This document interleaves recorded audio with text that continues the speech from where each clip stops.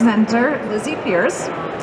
Lizzie's presentation, Crafting Stories on the Road, an Influencer's Guide to Travel Photography, is sponsored by Tamron, and we're really excited to have her here today with us on Stage B. Lizzie is an entrepreneur and content creator based right here in Toronto and a frequent user of Tamron lenses.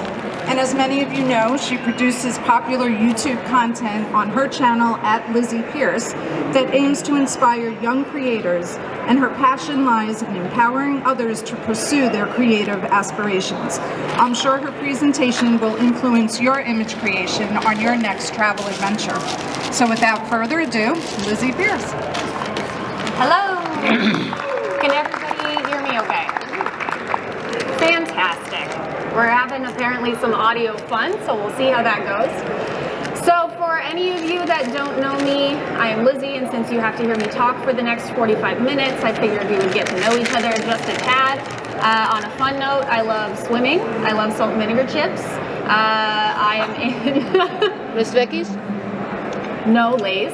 I do love Miss Vicky's too. These are my socials, and yes, I am a quintessential influencer, but no, that is not how I started out in this. So I am in my 30s, I live alone, and these are my two cats. So clearly I am thriving. I am living my best life. And that is absolutely why Tamron asked me to be here today. So, first of all, do you guys, how many of you are professional photographers already? And how many of you are aspiring, or this is kind of a hobby for you? Fantastic. And how many of you want to incorporate socials as part of your growing photography businesses? Fantastic. Thank you for participating in this survey. This is your free download. If you want to take a picture of it, it's available for 24 hours, and you can go access it. It is my email pitch template, and you can use this thing for free. Yay! Okay. So, a bit more about me and why I am Tamron felt I was qualified to be here.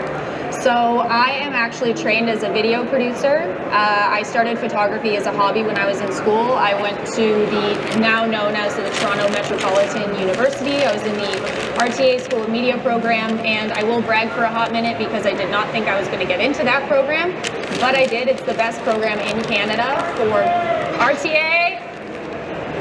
Those that, if you know, you know. So it's a producing heavy program, and so I was trained as a video producer. And while I was in school, I freelanced in photo and video. When I left school, I started working for a corporate video production company. And I left that after 2 years and started my own video production company with a close friend of mine, Chris Howe. He's another YouTuber. You guys know Chris? Yeah, some of you do. So we also specialized in corporate video production and photography. We worked with brands like Corona, Mercedes-Benz. We worked in mostly government. We worked with Toyota, Meridian Credit Union, and as we grew, although corporate paid the bills, you know, we started to get a little bored and we wanted to move on to the next thing. We didn't necessarily want to be treated like just a post-production house. We wanted to be a part of the entire creative process because that gave us much more control over the success of the final product. A lot of companies were coming to us saying, hey, we want to get these videos made, but nobody's watching them. So then it became, okay, we only sign on to participate in the creative process from beginning to end. We pitch the creative, we're a part of the marketing plan, and that was great because we got to upsell that as well. So if you can't tell, although this is creative and I am an influencer, I also have a pretty heavy business background. So at that point, we were upselling marketing plans for our clients as well, and we were in our mid-20s and we went, hey, you know what would be fun? Traveling. I would love to work and travel more. How do we work with tourism boards? So we started pitching ourselves to tourism boards, thus email template, keep that handy again for future. And they were running into the same problem. They had tons of content. They had people ready to deliver beautiful photos, beautiful video to them, but they had problems actually getting it seen. So we thought, okay, given our marketing background, how do we provide the platform for their work to get seen? We can be that platform. and that's why we started growing our social media accounts on Instagram and on YouTube, because we could say, hey, we're a video production company, we can make high quality assets for you, and then here, for an extra fee, we'll post it and make sure that this dedicated audience will see it. And that, although from a business perspective, and it was a business decision, it then became one of the most fulfilling aspects of my life so far. So that kind of brings me to talk about value and the reason why I ended up doing this. So in growing my YouTube channel, I now have an audience of over 260,000 subscribers, and that's just on YouTube. And those are people that get to look at me through a screen and go, hey, this is a person who is young, started their own production company, wanted to be a photographer, wanted to be in the creative industry, and they're actually doing it, and that makes me want to do that too. So even though I never felt I was necessarily the most qualified, I never felt like I was the best, I wanted to be that for other people. And especially in the YouTube realm, there weren't very many young women, and I wanted to be that person for other women. So now it's been about 5 years of doing this, and I truly could not be happier. So the importance of value and what you're bringing to your audience, I think, is the biggest difference between what I offer and what I've seen a lot of other people struggle with in the beginning of their careers. So if you remember that link I provided earlier, you may have thought, hey, okay, well, at least I got this free product. That's nice. That's the value that I was able to provide to you in the beginning of this talk, because chances are some of you may not completely hang around for the next 45 minutes. And so that is what I would encourage all of you to think about when you're taking your next photo, when you're on that next trip, when you're cultivating that social media post, is what can you provide to others, whether it's telling a story. So this is what that value could look like. It's telling a story, sharing an experience, sharing a piece of information, anything that can make your audience feel something or feel like they actually got something from what you're sharing. So now we can get back to the travel aspect of this a little bit. So how do you overcome the stress of travel and stay inspired? So how many of you find travel stressful as hell?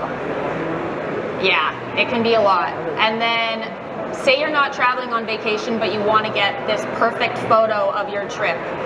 Do you struggle with that? Yeah, it's hard.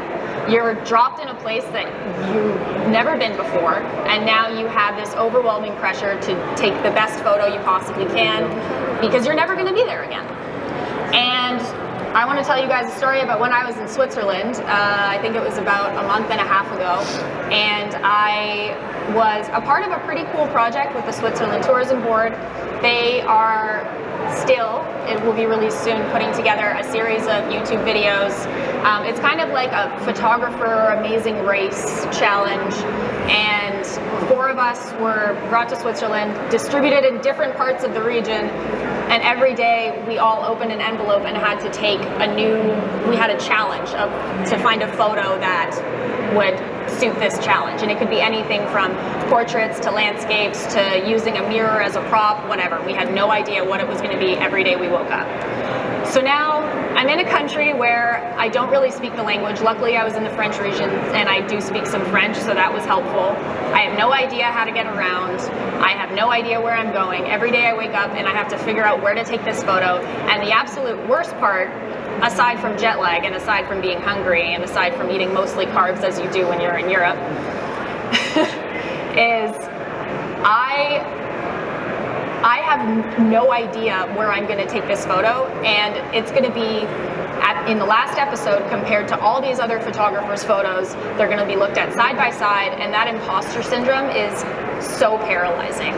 So now it's going to be alongside those other photos, they're going to be voted on, and there's going to be a winner. So needless to say, that's an extremely stressful situation, and that's, I think, how a lot of us think of taking photos when we're in these places, is this has to be the absolute best. I'm going to post this and everyone's going to see it, and what if it's terrible, and then what do I do? So how do I wake up every day in this new place find this location, find this really cool thing to shoot at the perfect time of day, or find this really interesting person with a really interesting backstory. And unfortunately, there is no perfect recipe for that, but I do have some tips that will help. So this woman, this photo of this woman was taken on this exact trip, and my videographer and I were actually just taking a walk, and we were looking for food because we were jet lagged and we were hungry. And we came across this little kind of coffee snack stand that was by the water. And I started talking to this woman and asking her about how she came to work here, because she seemed to know all of the locals who were there, and there were little kids swimming, and she was talking to them and they were all joking like they all knew each other. And so I ended up finding out that she bought this little cafe shack off of a friend after she passed away, and she'd been working there for the last 3 or 5 years.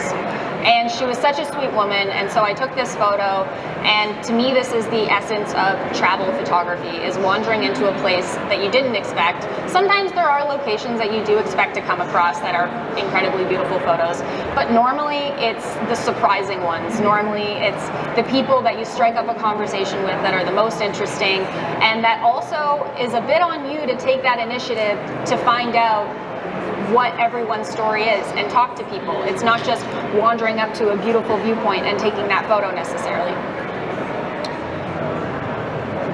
So when it comes to researching those locations,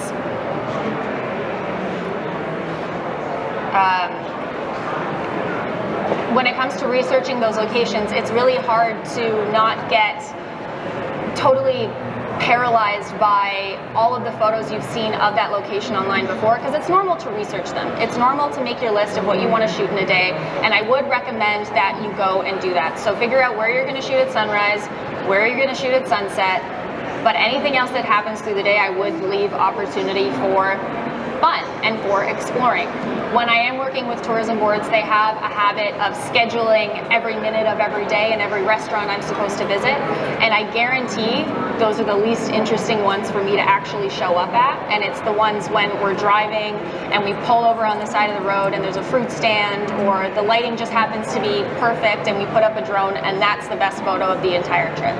So when you are traveling and when you're trying to capture your travel photos, have those specific areas that you want to shoot, and it's okay to take a look at how other photographers have shot them, but don't let that completely pigeonhole you into shooting that in one particular way, because what makes you unique as a photographer is your unique perspective on how you view that location and what it looks like in that moment.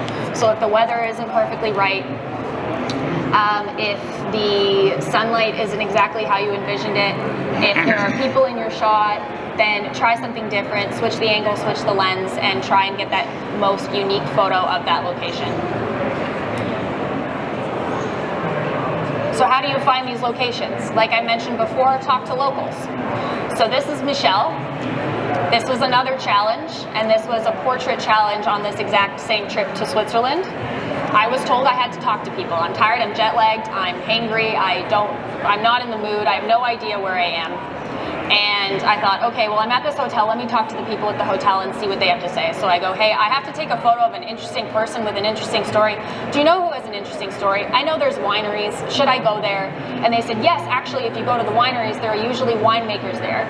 So I called someone at a winery in this area, booked a tour, spoke to them in French, which was probably the equivalent of what a toddler would sound like speaking French, but she, was nice and understood me and then responded in English. And then she took me on a tour, and I said, I need someone who's really interesting. I need someone with a cool story. Do you know anyone? And she's like, actually, I have 2 people that would be great. If we just walk down this road, we can go talk to them. I'm like, of course, small, European place. Of course, I just walk down the road and this person's going to be there.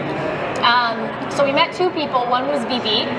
I don't have a photo of him, but this is Michel, and his house was just down the street from this winery, and he grew grapes that they actually used to make wine in this town. And that's his house behind him, and that is the field of vines, of grapevines, essentially in his front yard. And he was so excited to show me that he's walking me up and down the fields, he's letting me try different grapes, he invited us in for wine, we ended up staying the afternoon and drinking and eating with him and his wife, and in my broken French we had a great conversation. And not only was it one of the most interesting parts of the trip for me, but I also think it's a really unique portrait that tells a story in itself. And then when I go to post this, I haven't posted this yet, but to promote this series that's coming out, when I go to post this, I have a great story that comes along with it, with feeling, with a tip for the audience like I'm giving you right now of how to find this location and how to find these people. And that's the value that I'm adding to my audience, and that will differentiate you as that online content creator. So travel photography isn't necessarily about an epic landscape, it's about stories and moments. And it doesn't have to be a 5-star hotel for you to take an interesting photo. So this was actually taken a few years ago in Nova Scotia, and this was just an Airbnb I was staying at, and I was really inspired by the house that I was in, and the lighting, and the natural kind of warmth that it gave off. And by picking up, you know, a little pop of color with the yellow book, I think it made a really interesting photo. And same thing here. This was taken in Saudi Arabia, and again, a funny story. I was exhausted, jet lagged. I think I was there for a grand total of 6 days. And I had to be out of this hotel in 10 minutes, and I thought, oh crap, I didn't take the photo I wanted out of the back, and I wanted to sit on those couches, and I haven't taken it yet, so I really quickly set up my tripod. I took a grand total of 3 photos, only 3. This was one of them, and I love the way it turned out. But again, it's simple, it's harsh daylight. I didn't have anyone to be in it with me, so I took it myself. And sometimes when inspiration strikes and it's not, I didn't see any other creators on that trip take this photo because that was what I thought was interesting. There were certain other viewpoints and things that were more common and certain landmarks and buildings that everyone took pictures of. But no one took this because it's what I thought was really unique and what I thought was really interesting. So these were also taken in Saudi, and this was a traditional Saudi Arabian restaurant. And what I love about this is not only the color, the play on the light and the shadows, and there's definitely a story in the building itself. But if I were crafting a post to go along with this, I would tell you about the meal that I had. So in Saudi, you sit on the ground, you have a lot of different foods around you. You've got some meat, you've got some salads, you've got bread and certain dips. And I'm eating, and I'm looking at our guide and going, oh, this meat's really good. And he goes, oh, you like it? And I was like, yeah, some good meat. And he goes, it's camel. And I was like, oh, that's great. I really wish I knew that before I ate it. I really wish you told me that beforehand. So now this will always be the restaurant that I took really interesting photos at where I ate camel. And so you've got your little entertaining story, you've got some really artistic photos of what I would not have thought would have been one of my favorite places to photograph on this trip, because there was no way for me to know it looked like that in this restaurant until I got there.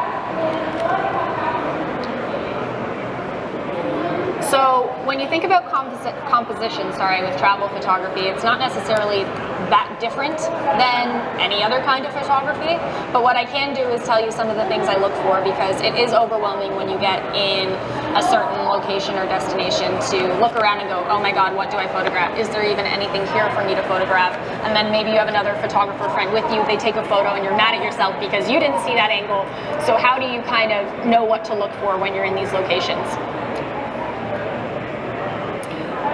So this particular photo I took in Alberta, and everyone else who I was with, I'm frequently traveling with other photographers, was taking a standard wide shot landscape, probably using a 20mm lens, and I thought, okay, how can I make this different? So again, I set up my tripod and I started taking self-portraits. And luckily for me, I have one very helpful aspect to how I look in creating movement in photos, and that's my hair. So I just kind of flip it around, I use it along with the wind to create a more interesting portrait, and even though I don't have a model, I've started using myself.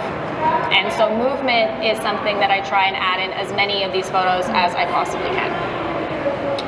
Adding in that human element is really helpful in kind of crafting an overall story through your photo, because not only does it help you imagine yourself as the viewer in that location, but it also really helps to give you a sense of scale. So if I didn't have this tiny little friend of mine, Matt, in the yellow jacket, you would have a hard time getting a sense of how big this waterfall actually is, or with Chris here, how tall and vast those trees actually are. So that's an element I try and incorporate in my photos, not just because, I mean, also in terms of engagement, people do prefer photos that have people in them, so fun fact. With the photo on the left side, I added some movement by running across the road. And although this was a location in Switzerland on a completely different trip, actually, that normally looks really beautiful when it's bright and sunny, and that's usually when it's photographed. We got a completely overcast, dreary, rainy day, and most people would be pretty bummed out about that. And I'm not going to lie to you, initially we were too, and we thought, well, this is a complete write-off. Like, what's the point of even taking any photos here? But then we thought, you know, we've come this far. Let's push ourselves to be as creative as we can and to think of this in a different way. And so by using the reflections on the road, is the audio okay? Okay. By using the reflections on the road and that little bit of movement of me running across the road, it created a completely different photo. And something else that I love shooting is fog, because it does a couple different things. It adds some really beautiful depth to your photo, which you can see in that photo on the left side. And it also can act as a beautiful way of framing something in the distance. So if you look at the photo on the right, I usually take a long lens and I'll just start scanning the edge of a mountain or a hillside, and I look for little pockets like this that are beautiful little like vignetted moments of trees, and something that's a little more abstract and something that would make a really nice print. So depth, movement, and a play on light and dark. Playing with light, and I mean, of course you can do that depending on the time of day, but playing with, you know, a nice skylight and having that kind of create focus on myself here on the right side is something to look out for. And on the left, by using a bit of a longer lens, a portrait lens, there was this really soft, glowy light coming through this crack between two rocks. And from what I remember, I think I'd seen a photo kind of like that on Pinterest at some point. It was living in the back of my mind. And I took two of my friends who had a similar headscarf with them, put them back to back and silhouetted them. And it's not necessarily the type of photo you would think of when you see travel photography, but that's the edge that you can have as a photographer, is go, okay, everyone's taking their landscape, everyone's taking that wide shot, but how can you make that photo more artistic and give it a different look and feel?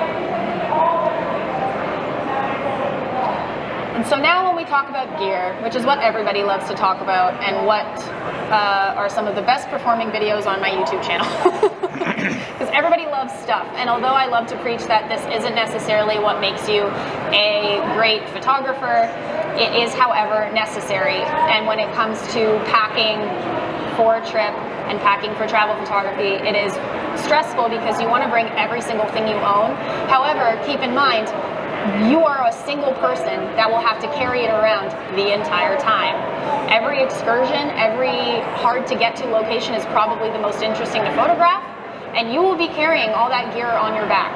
So as much as I am the person that has made the mistake of bringing everything with me, I probably have used about a third of it in the grand scheme of things. So what I would recommend is really pare down and think what is going to make you the most on the go, the most ready for a moment photographer. And that's usually going to come down to only bringing a couple of lenses and having some zoom lenses. So having something like the Tamron 28 to 75 millimeter f2.8 is a great standard one. It's something I usually end up leaving on my camera pretty much all day, because you can get a huge variety of stuff with it. You can get some wides, you can get some portraits, and you're ready for pretty much anything when you're on the go. But I have to say, my all-time favorite lens would be really long lens, like a 150 to 500 mil f5 to f6.7, because it's not only great for those photos where I'm getting all of those layers and getting that depth and getting those little kind of abstract moments off in the distance that most people aren't seeing, but it also allows you to get right up close and personal to this mountain, for example, and the snow blowing across the top of it. Or when it comes to wildlife, they're usually not close to you, and you're going to need to get quite close to it to get those moments. Sometimes if you're taking a photo of the moon, or again, you can see in the snowy photo on the right, that's a little pocket of fog framing that cluster of trees. And same thing to show the scale of my friend Jess, who scaled that entire cliff, by the way, putting someone in that scenario to show how large it was and using the lighting kind of blowing out the image behind her. So the only way to get those photos is with a long lens. So if I could only pick two, that's what I would do. Tamron also offers a 35 to 150, which I have also brought if it's a quick weekend trip and I'm getting overwhelmed by looking at how many lenses I have. That covers all your bases. They're a little on the heavier side, but it does take a lot of the guesswork out of the whole thing, and then you can pretty much leave that on most of the time. And here are some more examples of what you could get with that 150 to 500. The amount of photos I took of that puffin to get this single photo is exhausting, and going through them and doing selects was awful. But yeah, this other photo was taken from that same spot with, let me see if I can go back and show you, as this. And none of the other photographers I was with actually saw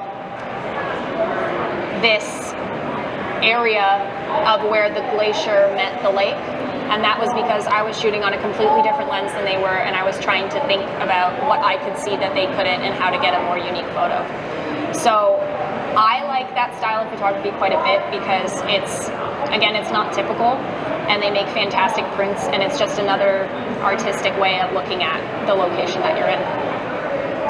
If you were going to add something else into your kit, I would suggest on bringing something on the wider side. However, if you only have, say, that 28 to 75 handy, you could, I think that's actually what I did with this photo, is take multiple photos and stitch them all together in post to make that wide shot. So use what you have. It's not necessarily about the quantity of gear that you're bringing with you, but it's about how you use it. Something else I've really enjoyed having in my kit lately is the Fuji X100V, and that's mainly because on days that I don't want to bring out something huge, it's also kind of a no-brainer to stick in my bag when I'm packing for a trip.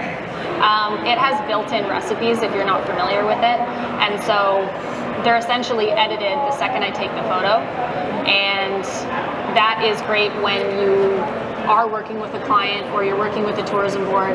And for me, as a travel content creator, I have to post high quality stories and high quality photos pretty much on the go, almost instantly.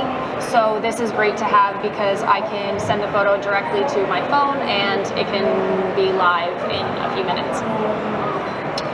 The other thing I always bring with me is a tripod, and although expensive, I do really love the Peak Design travel tripod. I think it's really intuitive. It also comes with a phone mount inside of it. It's super lightweight and super small.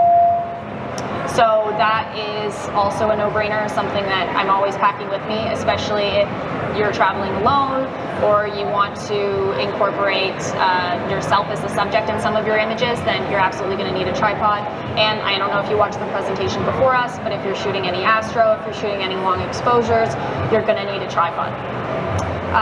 The other thing that has become a staple in my kit that I never travel without is a drone, because in my opinion, I don't think there's any better way to capture a location than from the sky. It's really hard to show an entire landscape of a location from the ground, and it's such a unique angle, not only to shoot into the distance from, I would say, eye level, but straight across, or you can incorporate yourself into those images like I am on the top right side there, or you could shoot straight down and get something, again, a little more artistic that would make a really nice print of a shoreline. Something else I always bring by is, or I'll bring in my camera kit, is an action camera, because you never know what situation you're going to get yourself into where you don't necessarily want to get your gear wet. And when I'm working with tourism boards, I have no idea what they're going to throw at me, and so having something like a GoPro or an Insta360 handy is going to be really, really helpful for you. So in conclusion today, if there's anything I can leave you guys with, it's just that, and I know you probably want like a tangible tip. You would love me to sell you on one piece of gear. You would love me to sit here and go, this is the lens that you absolutely need to be a better travel photographer. But truly, a lot of some of the photos that I showed you today are from me just genuinely being inspired by the location that I'm in and enjoying the trip and leaving time to enjoy it. Have those standard locations or those bucket list shots that you want to take, but then leave time and also push yourself outside of your comfort zone to talk to people, to talk to locals and say, what's the most interesting restaurant in the area that you can try a local dish from, or that has a really beautiful viewpoint that won't necessarily be crowded with other tourists. Find those unique spots by being an actual tourist in that location, being a traveler, not a travel photographer, and you'll end up finding those really interesting people and those interesting locations because of that. So, because we have some extra time, does anybody have any questions for me about gear, about travel photography in particular? Yes. Pardon?